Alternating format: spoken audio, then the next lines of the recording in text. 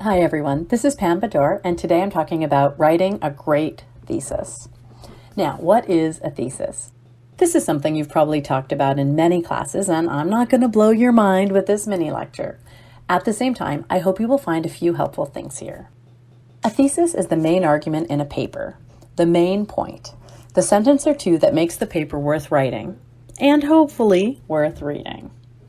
Wait, you might ask, can a thesis really be 2 sentences? Yes, it can. And in scholarly articles, you often find thesis statements that are 2 or even 3 sentences in length. But those are long papers. For 5-page papers like the ones you'll be writing in this class, 1 sentence is almost surely enough. Can a thesis be a question? Take a second and think about that. If the thesis is a clear statement of the main point or argument of your paper, can it be a question? So the answer is no. The thesis is the answer to a question. And it can definitely be introduced by a question. Okay, this is something that professors sometimes disagree on.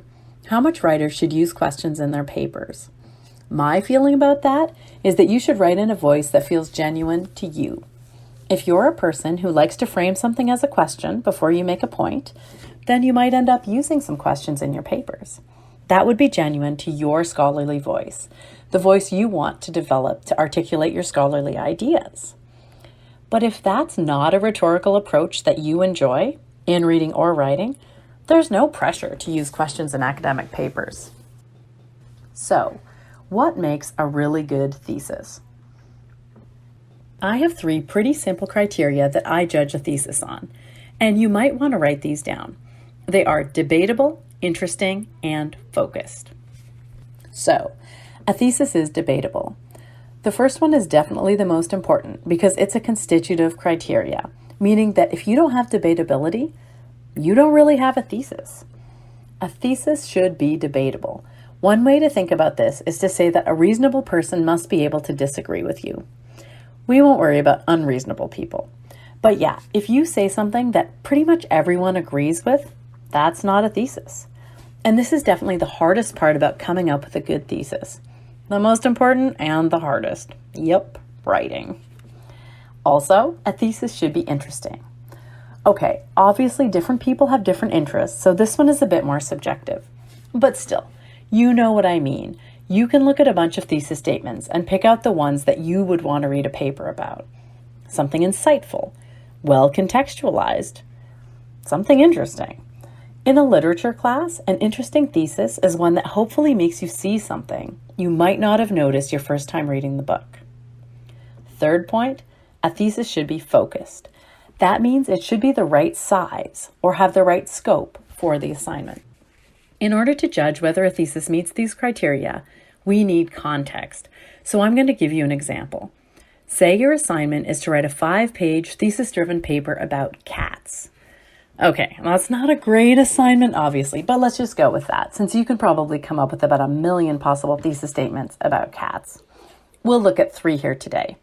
For example, 1, cats are better than dogs. 2, all feral cats should be spayed. 3, Robert Smith argues that laws banning people from owning cats in certain properties violate the rights of citizens. Okay. You might have a favorite choice for which of those would be the best 5-page paper, but let's go through them and judge them on the 3 criteria. Number 1, cats are better than dogs. Is that debatable? Yes, definitely. In fact, it's a common discussion topic for icebreakers and first dates and all kinds of social conversations. Is it interesting? In one sense, yes, definitely. See above about icebreakers and first dates and such. It's a fun topic to discuss. But for a thesis in a paper? Well, maybe not so much. After all, the reason it's great for icebreakers is that it's a way to get to know someone else. Are you really that interested in whether I'm a dog person or a cat person? Maybe not. So medium grades for interest. Is it focused? Would it be a good topic for a 5-page paper? That's where I think this thesis really falls down. How long would you spend on this topic in an icebreaker session? A minute or 2? And it's hard to imagine any really compelling evidence that would be rhetorically powerful, that would actually cause anyone to change their mind. So not the worst thesis in the world, but we could probably do better. Number 2, all feral cats should be spayed. Is that debatable? Yes, definitely. Municipalities have this debate all the time, and people bring lots of good evidence on either side. Is it interesting? Well, surely that's a matter of opinion, but I think there's a fair bit of interest here. You could certainly frame it as important and timely if you were living in a municipality with a feral cat problem. There's a practical element and an ethical component and a question of resource allocation. And well, even though I personally might not stop and click on this story if I was scrolling past it, I could definitely be persuaded it's an interesting argument. What about focus? Could you write a 5-page paper on this? I would say yes. You could set up the context with a good justification for the paper and present a nice amount of evidence. So this one's pretty good.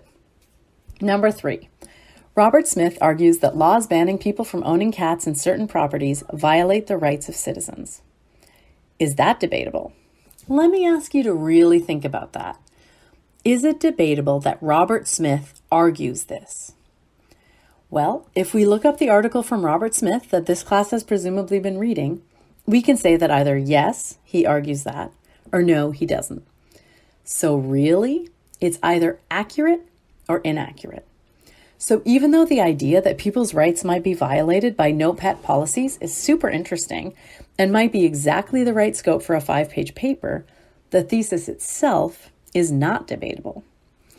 Now, one problem writers often face in coming up with great thesis statements in literature classes is linked to this one.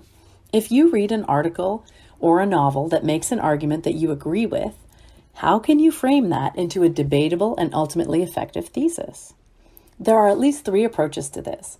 In each case, it's probably worthwhile to set up a debate, probably in your introduction, where you show that scholars have taken 2 or more approaches to, say, the no pet policy, with some arguing that it's a violation of citizens' rights and others saying it's a protection of citizens' security.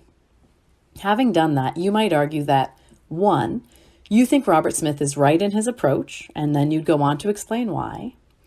2, you think Robert Smith is wrong, go on to explain that. Or 3, you think both approaches have pros and cons, but you have a third idea that complicates or extends the problem and solution. So there, a quick review of thesis statements and how you might develop and evaluate them. In my opinion, the best thing you can do to develop an effective thesis is to run it by someone else.